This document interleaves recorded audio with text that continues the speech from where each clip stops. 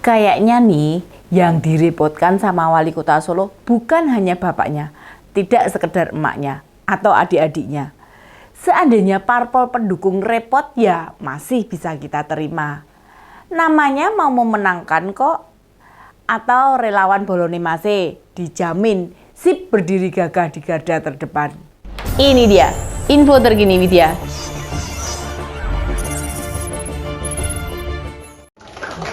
Yang penting saya pilih anak yang hatinya bersih. Yang penting saya pilih orang jujur. Daripada orang lebih tua, jauh lebih tua tapi koruptor.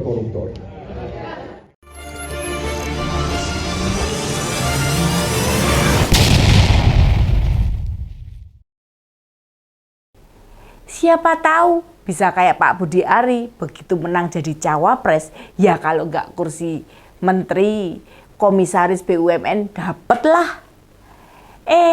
Lah ini yang direpotkan kok malah bos besarnya Gerindra, Pak Hasim Joyo Hadikusumo. Bener-bener nggak habis pikir aku itu. Sekelas Pak Hasim pasang badan, muji-muji mau wali kota dengan 5 kecamatan yang prestasinya istimewanya susah dicari. Itu juga karena anak presiden. Coba kalau bukan. Maksud saya gini, jika ada orang menyebut prestasi wali kota Solo itu luar biasa, apakah wali kota atau bupati lainnya tidak bisa melakukan hal yang sama? Seandainya duit yang turun di daerah mereka juga besar, juga sama, ya tentu sama saja. Yang namanya prestasi itu, duitnya kecil, proyek fisiknya yang banyak, atau bangunan fisiknya, banyaknya duitnya nggak seberapa. Sik toh. Apa aku salah ngomong Rayo? Kok kayak podo wae ya? Ya ini nih gini, bila sumber daya terbatas, namun yang dikerjakan dampaknya bisa optimal, barulah kita puji. 17 skala prioritas ya jalan semua. Wong gak hanya duit APBN yang ngucur, sampai duit CSR BUMN grojok semua di sana. Itu berarti ada pertanda kalau Pak Hasim gelisah. Pertanyaan selanjutnya, mengapa Pak Hasim gelisah dan buat apa ikut gelisah? Gimana enggak gojek-gajek? Elektabilitasnya itu loh biasa-biasa wae. Selisihnya tidak signifikan. Padahal wis dibiui duit, digelontori dana, diangkut ke sana kemari, dikumpulkan puluhan ribu rakyat. Yang semono akeh yo ditransporti kabeh, disuguhi semua. Memang uangnya siapa? Duit company wo, duit Pak Jokowi, uangnya BI. Yo salah. Tahu sendiri kan seberapa kayanya beliau itu. Nah, bila yang punya sumber keuangan ikut ngomong, berarti kan ada problem di bawah, di jaringan atau level bawahnya. Mesin ini nggak jalan, dia kan nggak mungkin nunggu sampai jalan. Ya sabar dulu dengan keadaan sekarang. Ngomonglah tuh Pak Hasim.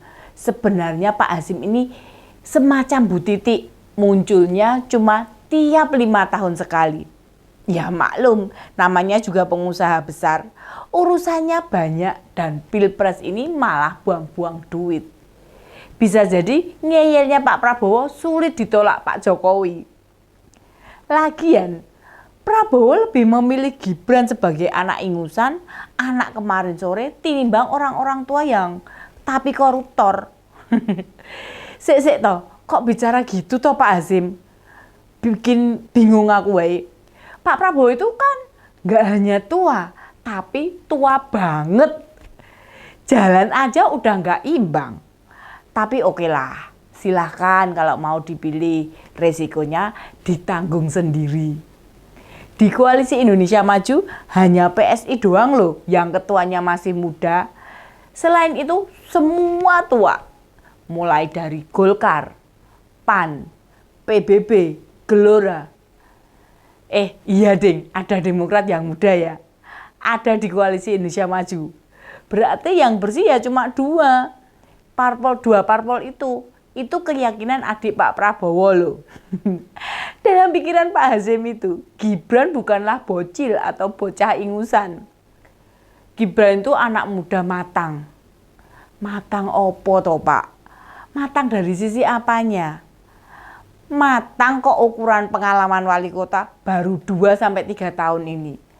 Apa Pak Hasyim ngerti Solo itu hanya ada 5 kecamatan, 54 kelurahan, penduduknya nggak nyampe 1 juta Pak. Lain itu masalah yang krusial dan berhasil diselesaikan dengan baik. COVID. Apa indikator Solo lebih berhasil di bidang lain? Pasar lebih rame? Beneran apa bohongan loh? Emang sama pasar di Jogja masih rame pasar di Solo? Sama aja kan? Mungkin ada contohnya. Ingat loh, Masjid Sayyid itu, Solo Safari, pembenahan Palang Joglo, dan banyak yang lainnya. Tidak semuanya pakai duitnya APBD Solo. Ini yang dinamakan ada pihak lain yang membantu. Matangnya dari mana Pak Hasyim? Matang dari pohon atau di karbit? Indikatornya macam apa anak matang itu? Dia pemberani. Ya beranilah. Usia 36 tahun aja dikawal pas pampres. Siapa yang nggak berani? Tunjuk dong siapa bupati atau wali kota yang dikawal pas pampres kalau nggak Mas Gibran dan Mas Bobi. Ujian sesungguhnya mereka itu sesaat orang tua mereka meletakkan jabatannya. Baru kita bisa menguji apa yang bisa dijalani. Orang bisa punya penilaian sendiri atau berbeda, namun pasti ada garis besarnya. Yang bisa kita konfrontir, seberprestasi apa Gibran itu? Waktu banyak yang menuding Gibran sebagai bocil, ternyata Pak Hasyim nggak tahu.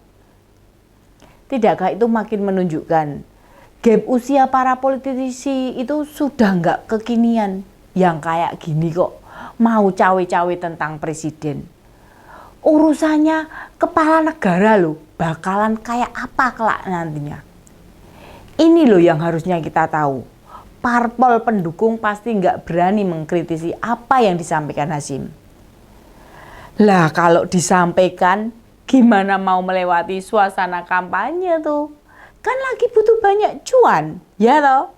Kita sih lumayan terkejut dengan apa yang dikatakan adiknya Pak Prabowo itu.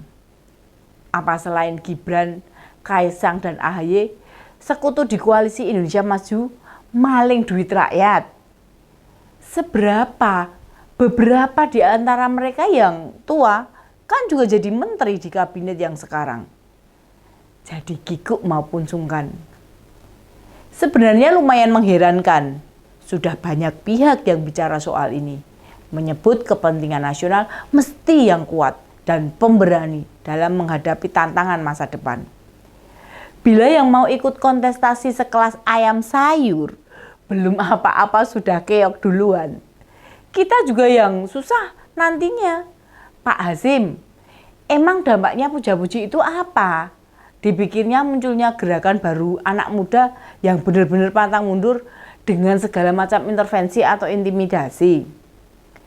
Mas Gibran itu perlu diingatkan loh, harus membumi, jangan sombong, melupakan jasa orang yang berkontribusi. Itu politisi berbahaya. Waktu jadi wali kota saja sudah melupakan jasa orang yang mengangkatnya. Bagaimana kelak? Entahlah, Tuhan tidak akan diam. Tuhan mendengar doa-doa yang dipanjatkan oleh rakyat yang merasa tertindas oleh kekuasaan. Demikian info terkini Widya, sampai ketemu lagi di Ini Dia, info terkini Widya selanjutnya. Salam cerdas. Ini dia info terkini Widya